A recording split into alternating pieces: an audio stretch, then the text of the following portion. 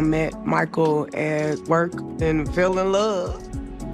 They had like this kind of like glow, sparkle kind of romance.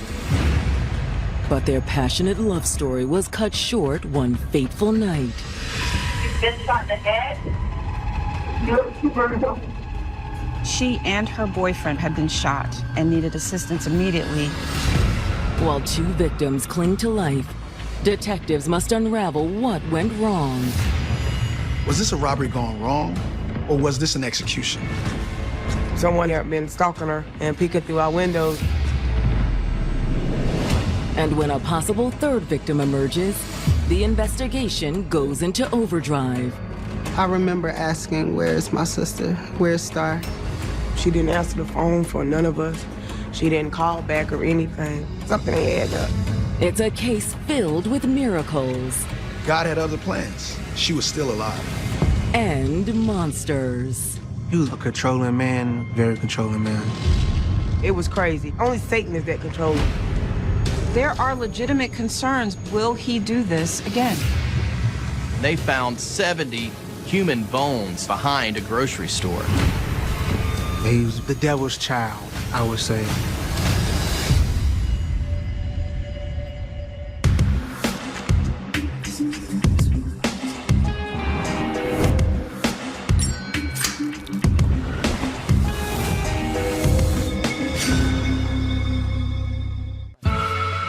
August 5th, 2016, Charlotte, North Carolina. It's the last days of a sweltering summer in the Tar Heel State.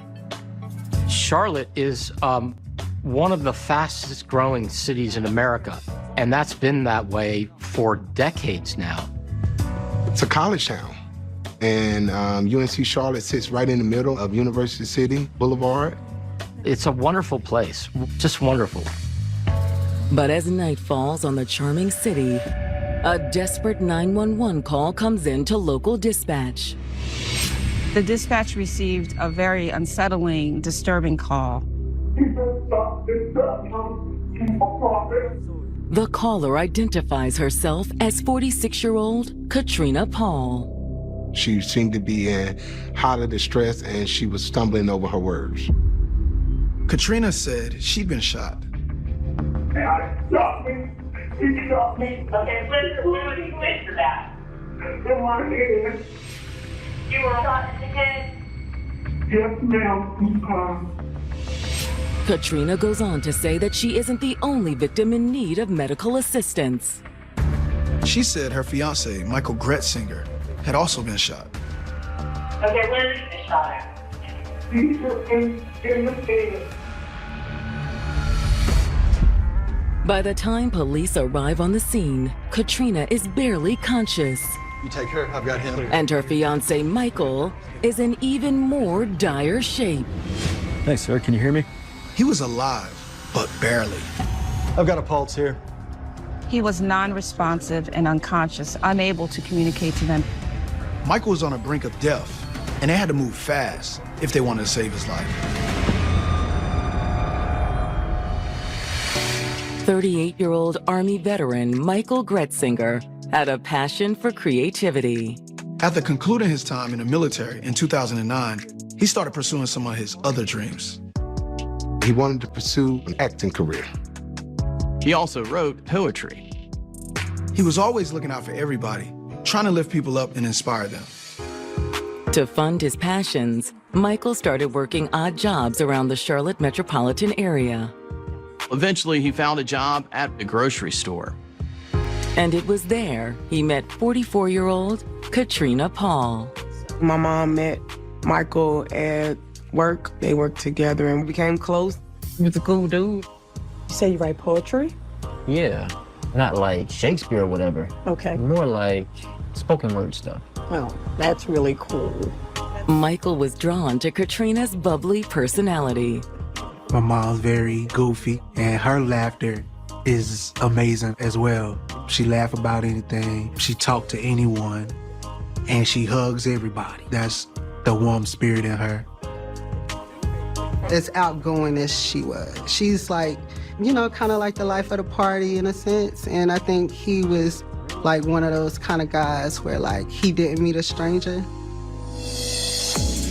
It wasn't long before the two became more than just co-workers. They would be around each other, and it was kind of like a puppy love kind of thing. They had that kind of newfound love that felt familiar. I could tell that my mom was happy. After just 6 months of dating, Michael proposed.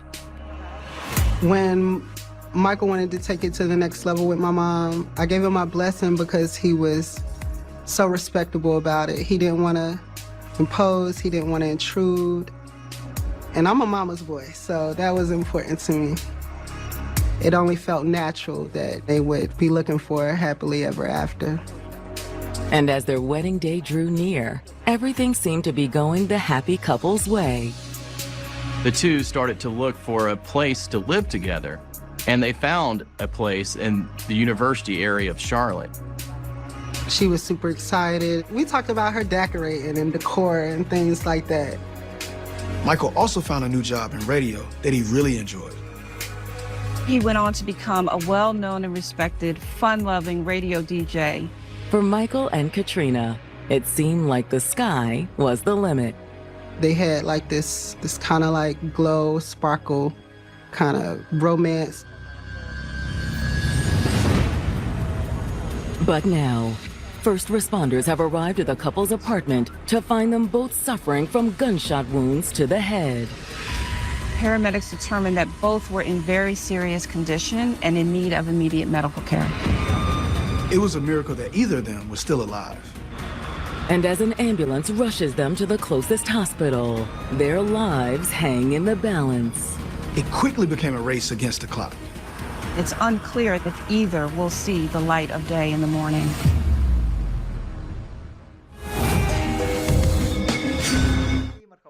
Settling down in Charlotte, North Carolina, 38-year-old Michael Gretzinger was pursuing his dreams with the support and encouragement of the woman he loved, Katrina Paul.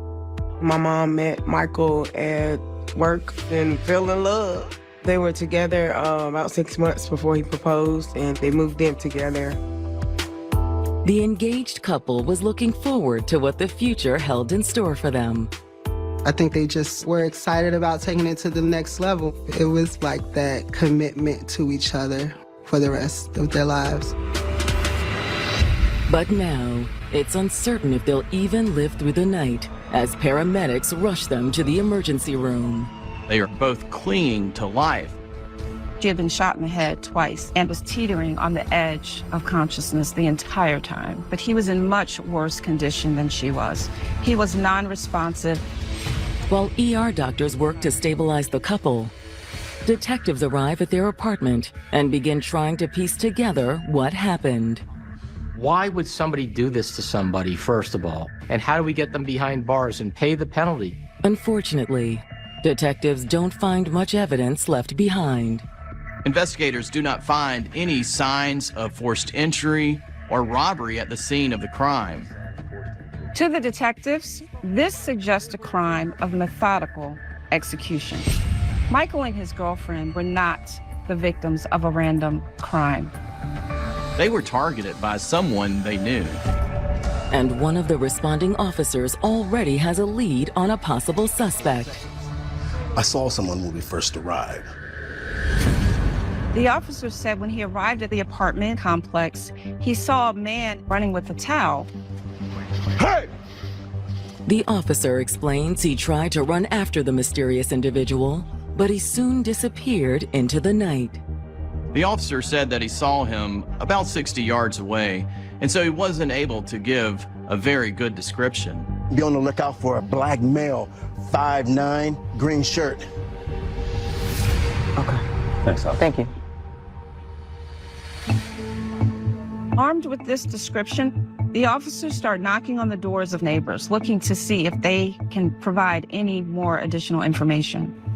Unfortunately, none of the neighbors has seen a man matching the suspect's description. None of the people that the officers spoke to reported seeing anyone in a green shirt the night before and actually had no recollection of anyone fitting that description living in the community at all.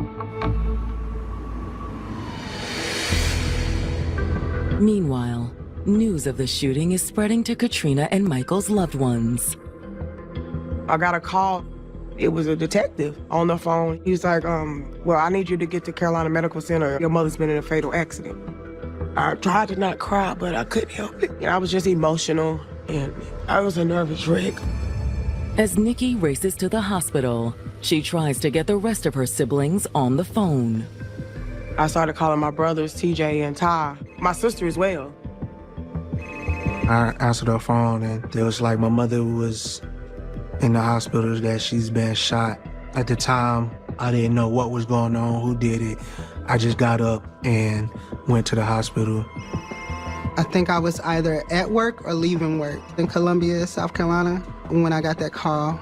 And I just remember my colleagues saying, it's not safe for you to drive. You shouldn't drive like this. You're too emotional. When Katrina's children arrive at the hospital, they're overwhelmed with fear and confusion.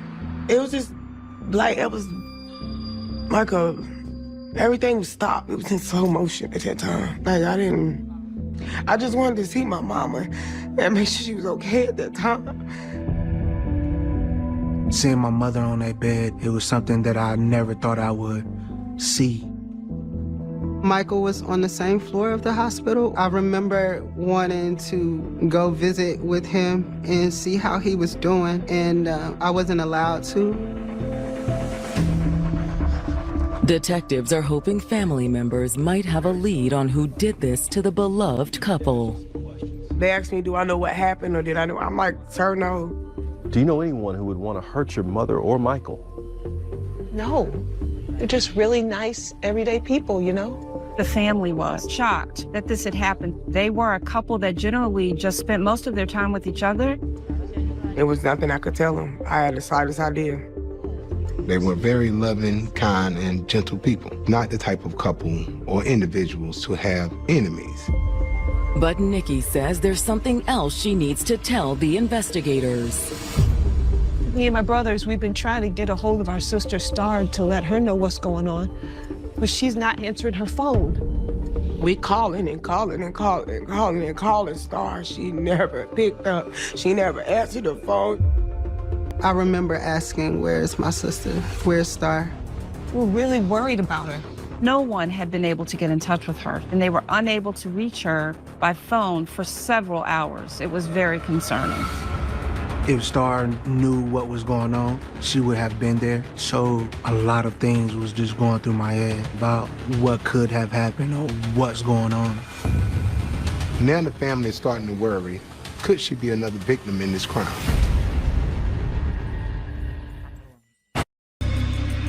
I think not being in Charlotte at the time kind of made it a little more difficult for me because I just couldn't get there quick enough. I remember thinking, what if I lost my mom? It seems so random because the last time we spoke, she was so happy. I remember just needing to get to Charlotte. I think the most prevalent thought in my mind was, I can't lose my mom. And almost as if I saw her, she would be okay. If she heard me, she would be okay. I didn't really know the severity of the situation when I got that phone call, and no one would tell me.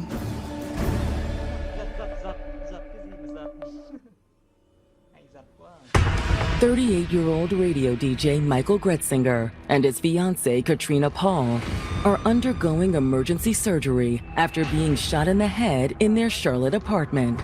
The couple's loved ones couldn't believe what had just happened. No one can really imagine who could do something like this. But while speaking to police at the hospital, Katrina's children have just revealed another cause for concern. Their sister, Star Meters, is missing. Star was the only one that didn't come to the hospital. She didn't show up. She didn't answer the phone for none of us. She didn't call back or anything.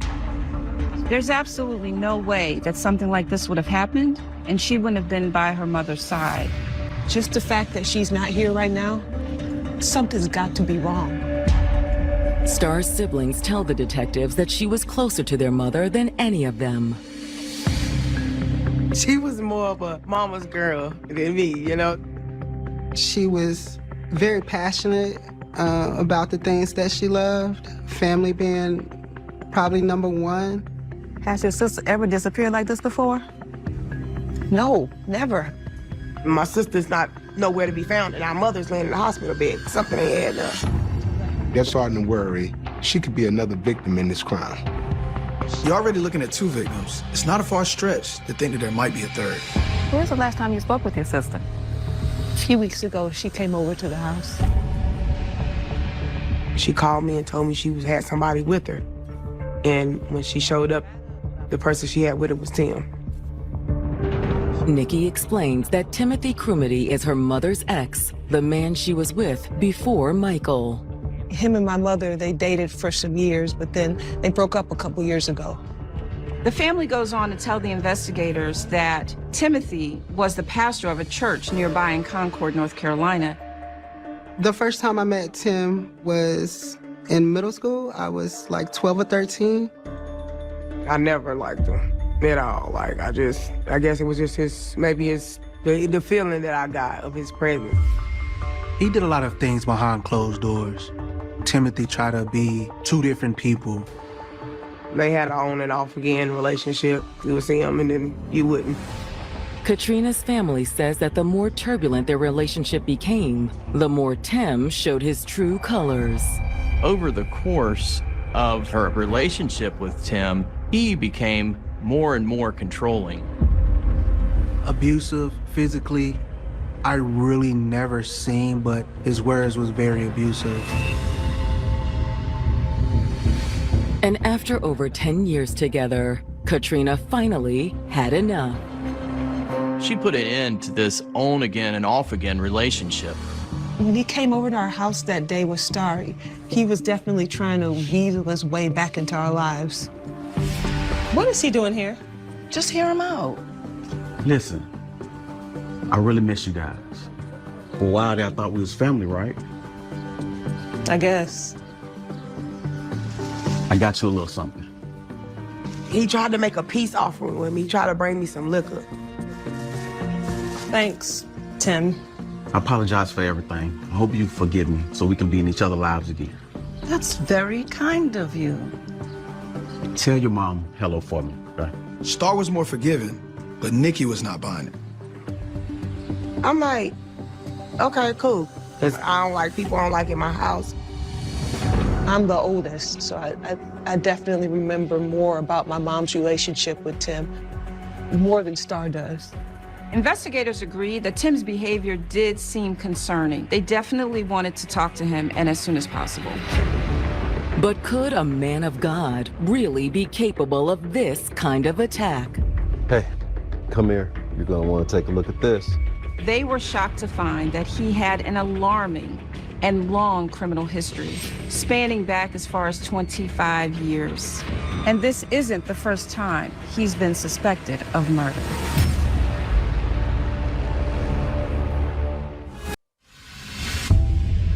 North Carolina police investigating the shooting of Michael Gretzinger and his fiancée Katrina Paul have discovered that Katrina's 29-year-old daughter, Star, is also missing. Nobody could find her. She was just like, she just fell off the earth. I was calling and calling and calling and calling and calling people, but nobody saw her or seen her. Detectives have also learned that Katrina's volatile ex, Timothy Crumity, had recently been trying to rekindle a relationship with the family. Timothy is a local pastor at a church in Concord, North Carolina. But while Tim may preach the word of God, his rap sheet is more befitting of a career criminal. Hey, come here and take a look at this. Police records indicated that Tim has spent nearly a decade of his life behind bars. Timothy was a good manipulator, so he made himself look good, but was also a bad person at the same time. Arrest records show that Tim's first serious run-in with the law dates back to 1989. In September of that year, Tim was arrested for armed robbery and receiving stolen goods in Onslow County, North Carolina. For his crime, Tim was sentenced to 8 years in prison and finally released in 1998.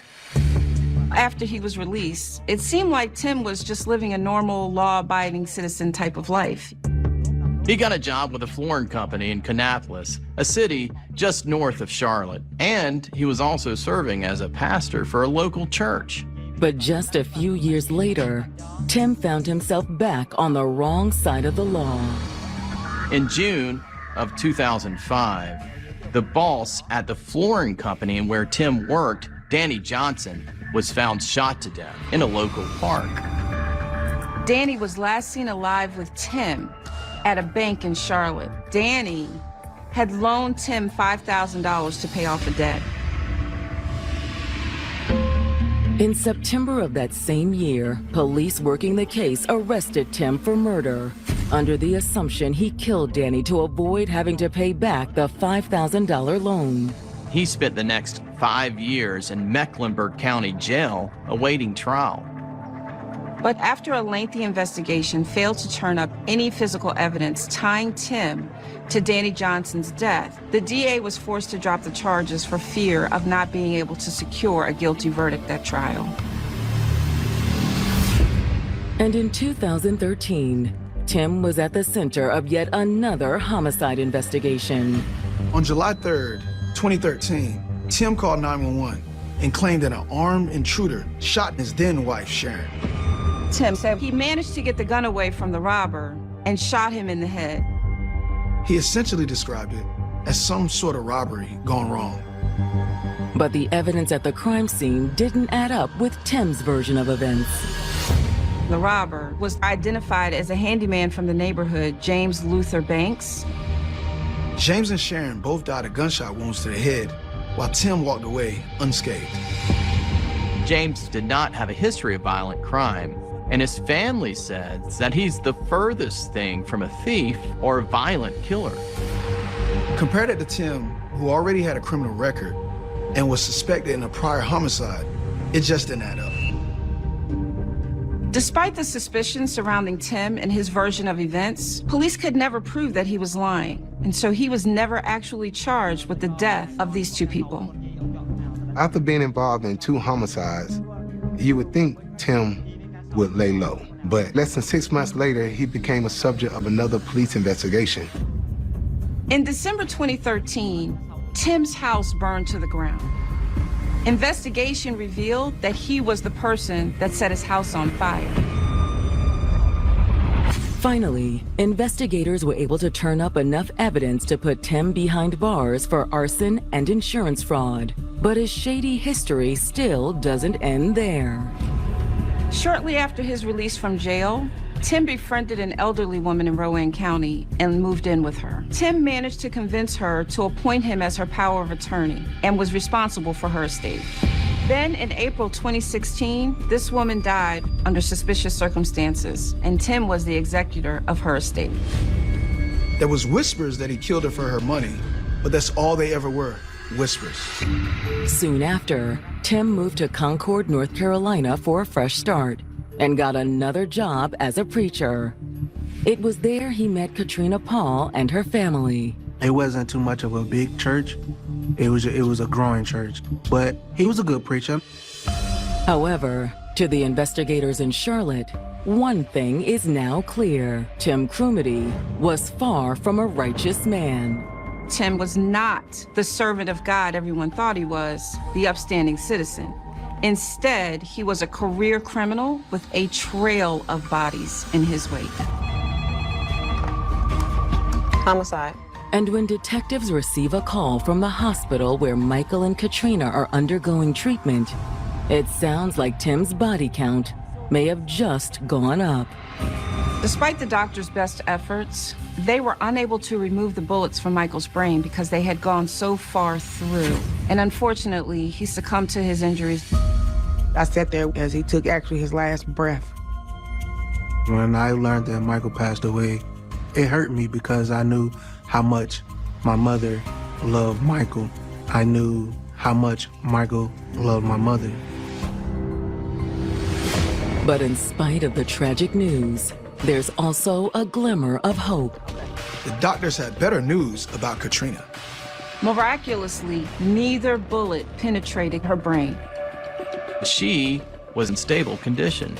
Okay, we'll be right there. And she's ready to talk to detectives. Despite her weak condition, she was very ready to tell them exactly what happened to her.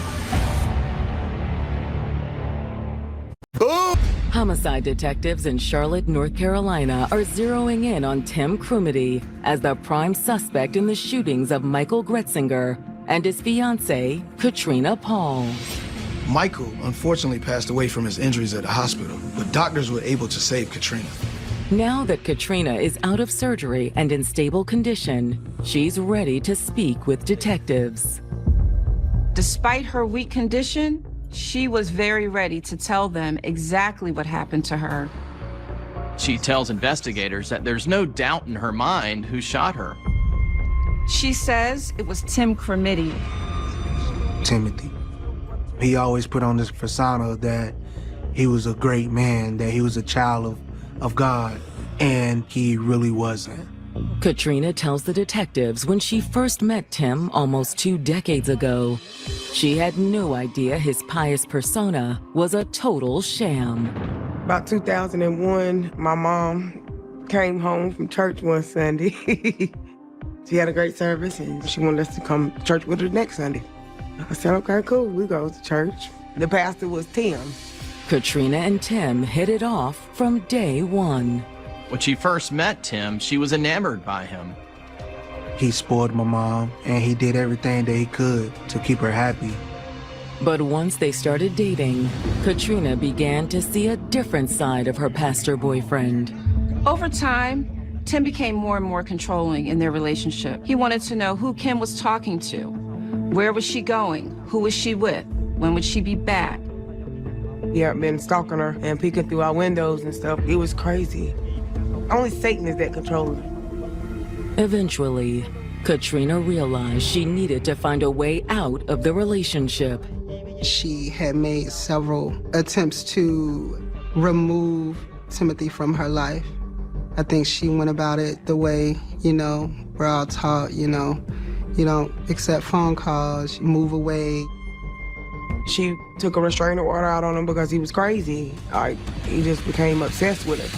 Then, in 2014, she met Michael Gretzinger. She realized when she met Michael that she was with someone who respected her, who loved her. My mother was happy and in love. Katrina felt like she'd finally erased him from her life until the night of August 5th, 2016.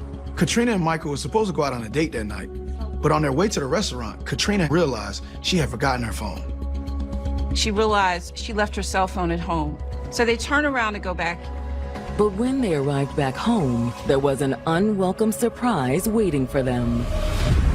Somehow, Timothy found out where my mother lived, and he got into the apartment. Tim, what are you Shut doing up. here? Shut up. You, get over there. Get on your knees. Okay. Take it easy. Take it easy. She watched in horror as Tim forced Michael to his knees. Then he fired 2 shots into his head. Timothy shot Michael and left him bleeding on the floor. But for Katrina, her waking nightmare was only beginning. He then tied her hands behind her back and forced her into the passenger seat of her own car, and then drove her to his home in Rowan County. He kept her there for several hours, just trying to figure out what to do, before ultimately putting her back in the car. From there, Tim drove Katrina to a rural area on the outskirts of Charlotte. He pulled her out of the car, and Tim told her to turn around. She thought he was about to untie her and set her free. But instead, Tim drew his weapon.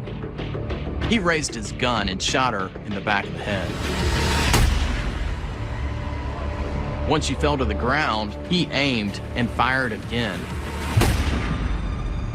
With her ears ringing, Katrina thought for sure she was dying. But God had other plans. She was still alive. If Katrina wanted to continue living, Tim couldn't find out that her heart was still beating, and beating faster than ever. She continued to play dead as Tim loaded her in the trunk of his car and drove her to another location.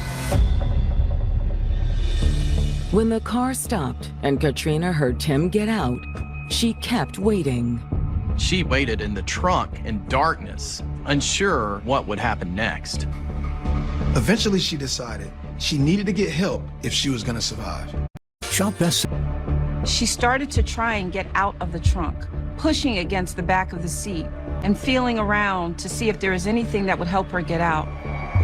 My mother got out the trunk from a latch that was in the trunk that you can pull.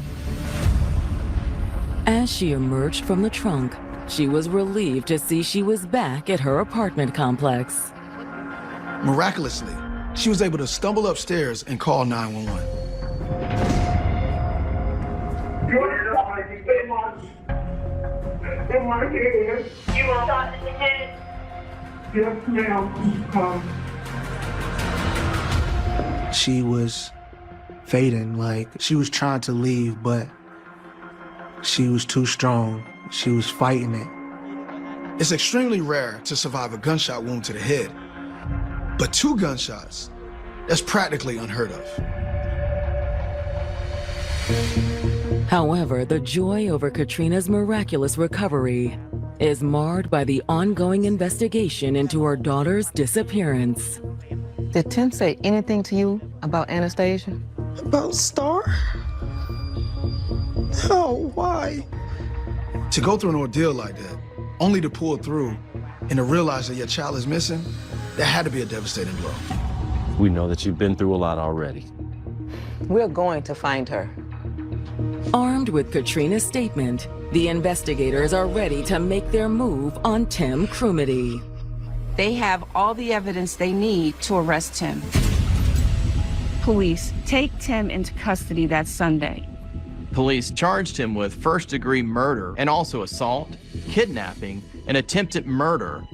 Tim's congregation is stunned. When you're a pastor, people trust you. The congregation trusts you. They believe in you. They believe that you're giving the word of God. And to have this happen, you know, the public was actually so shocked at all of it. But where is Katrina's youngest daughter, Star? Investigators really believed he knew where Star was. They feel like they are at Tim's mercy to get the information they need about her disappearance.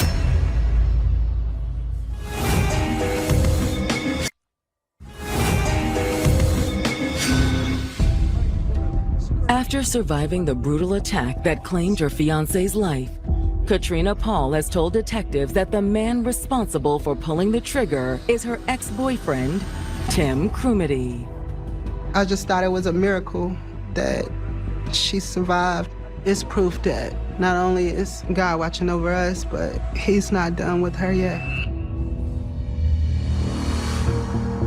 Now, North Carolina police have taken Tim into custody and are trying to get a confession out of him, as well as the whereabouts of Katrina's missing daughter, Star.